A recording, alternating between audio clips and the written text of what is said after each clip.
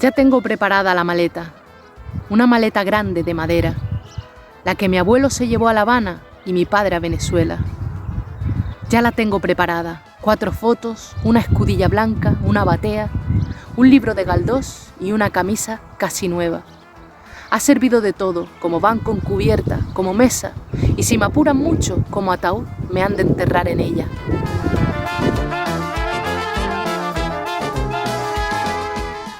Kamisaki, racismo yaka pandemiau. Taken amparapankiu, tukuyaña pataki. Ucham huma nyekema. Yus pagara.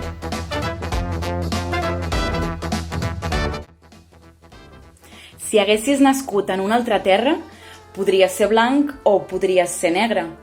Un altre país fora casa teva i diries sí en una altra llengua. T'hauries criat d'una altra manera, potser més bona o potser més dolenta. Tindries més sort o potser més pega. Tindries amics i jocs d'una altra mena.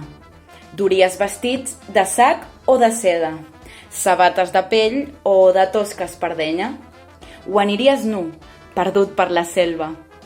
Podries llegir contes i poemes, o no tenir llibres ni saber de lletres. Podries menjar coses llamineres, o només crostons eixuts de pa negre. Podries...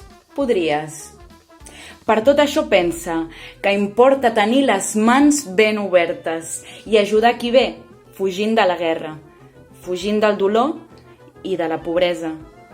Si tu fossis nat a la seva terra, la tristesa d'ell podria ser teva.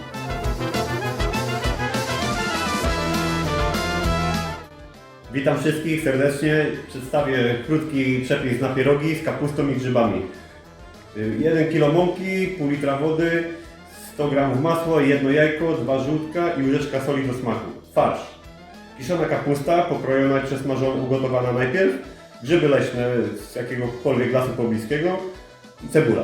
Pokrojone wszystko drobno, przesmażone, żeby wyrobić masę konkretną do nadziewania pierogów.